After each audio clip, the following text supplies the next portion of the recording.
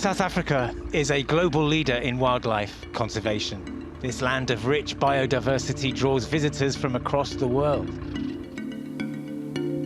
The star attraction, the lion, the king of the savannah. Most of the lions in South Africa, though, do not live free. They are kept in captivity. But the big cats you see here aren't in a zoo or a sanctuary. They're being farmed to be hunted. A practice which so many find abhorrent, but which is nonetheless a significant part of this country's economy. Here in South Africa, the farming of game is big business, and lions are at the top end of it. They are bred for a hunting industry which is worth millions. Now, after years of international pressure, the government here says that that business must come to an end. But the lion farmers say they'll fight to defend it, and they also ask the question, what is to become of the thousands of lions currently living in captivity? There are around 350 lion farms in South Africa, and they're home to somewhere between 8,000 and 10,000 lions, 3 times the number to be found in the wild. 2 hours north of Johannesburg in Limpopo, Christo Gomez showed me around his lion farm. All the males we breed with are all black maned lions, and I think a black maned lion is the ultimate for a lion in the lion industry. You would like to see a black maned lion. In his lodge, where the walls are adorned with hunting trophies, Christo explained how his business worked. So a lion farm, it's all about, genetics. To get the right genetics is like any other farm. If you're a domestic farmer and you're farming cattle, you are breeding the cattle to get the best beef on the table to be slaughtered, and the same with the hunting industry. But there's no difference. But there is a difference, though, between breeding an animal for food, that we need to eat to stay alive, and for sport, isn't there? There's an obvious difference there. But if it is not for the sportsmen which determine the value of that animal, why would me as a farmer take care of it? Why would I spend that kind of money to take care of that lion? Me as a farmer, why would I invest money into something which I can't benefit out of? Christo clearly saw no difference between farming for the hunt and farming for the table.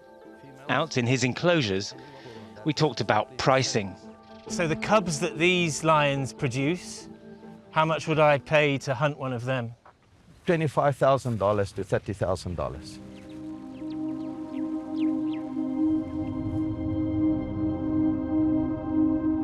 Well, I reckon that the biggest of those pens that the lions were being kept in there was no more than about 70 or 80 metres long. But Christo was insistent that his lions are really well cared for, and there's no doubt that they looked in really good condition, but then they're being bred to be trophies, so that's perhaps no surprise. And I've learnt from the lion breeders here that they talk about their business in farming terms, so that when the lions are sold and they go off to be hunted, they call it harvesting.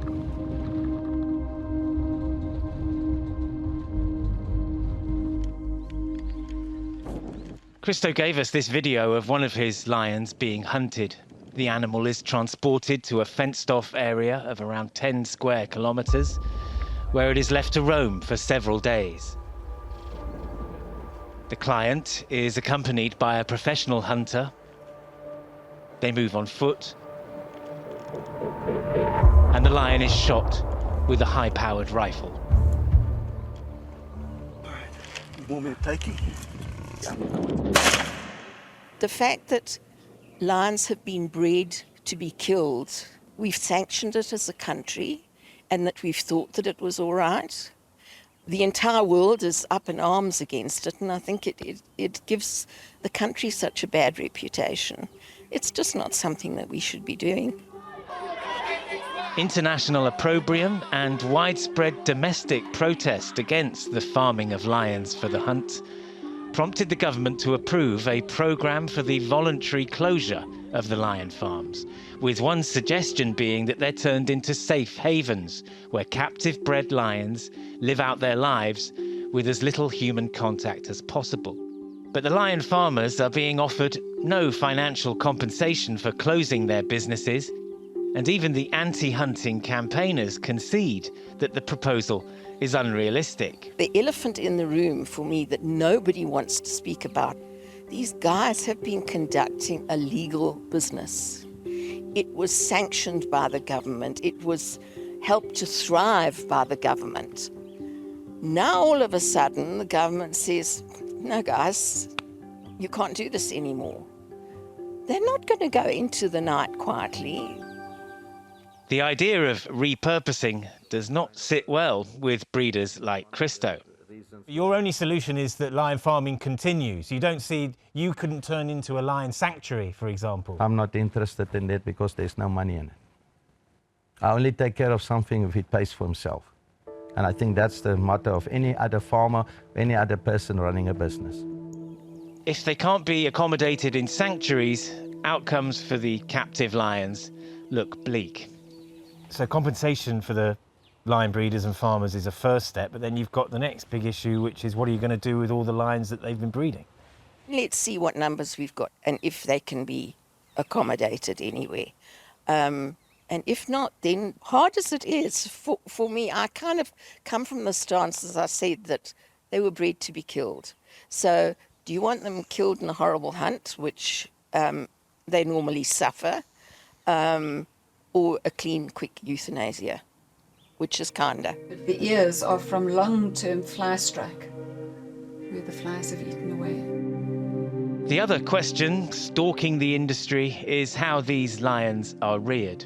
The conditions I saw at the farm in Limpopo might have been good, but not all the farms are like that. Karen Trendler has been inspecting them for nearly 20 years. As an inspector, I have just seen more welfare issues than I've seen good. Bad practices include inbreeding, which leads to deformities and illnesses, lions living in small enclosures with other animals, and cubs being separated from their mothers too young. I think regardless of whether you're raising an animal for food or you're raising it for sport, you still have a responsibility, knowing that animals are sentient, that they're capable of suffering, that they feel pain. Conditions like these have contributed to the government's decision that this industry must be shut down. Every industry in our country has got its bad apples or rogue operators. Hannes Wessels is the head of the South African Predator Association, which aims to regulate and set high welfare standards in the lion farming industry. He's a lion breeder and runs this park on a game reserve for tourists eager for close encounters with some of his retired animals. He's prepared to take legal action if the government tries to close him down. I will definitely approach the court because they're infringing my rights. We voted for this right to utilize wildlife commercially as long as I'm looking at the welfare and the well-being of that animal. And that's what I'm doing. For the moment, the government shows no sign of enforcing closure of the lion farms, so there may yet be room for compromise solutions, which would allow the industry to survive. What's known as ranching might be one of them, getting captive bred lions out of the pens and onto large reservations to live as wild a life as possible before the hunt. A lot of the welfare organizations and protection organizations might not like me saying this, but I think we're going to end up with ranched lion. I think we may well see the end of that very sort of small captive breeding of lion where there are massive welfare implications. And we may have to compromise and accept that ranched lion is going to carry on. When we put these claims to the South African government, it said there had been a significant shift in the conservation policy in South Africa, adding that it fully intends to see the end of the commercial exploitation of lions through captive breeding and captive hunting. It said it had proposed multiple options to assist and incentivize farmers to voluntarily transition from the captive lion business, taking into account the well-being of the lions. Thus, the statement continues, a voluntary and tailored exit process that is well supported is seen to be a fair and viable option. The proposal is a collaborative approach, working together with facility owners in the interests of the country. But in the absence of a definitive plan to implement and enforce the closures, lion farming in South Africa and the hunting of the trophies it produces will continue.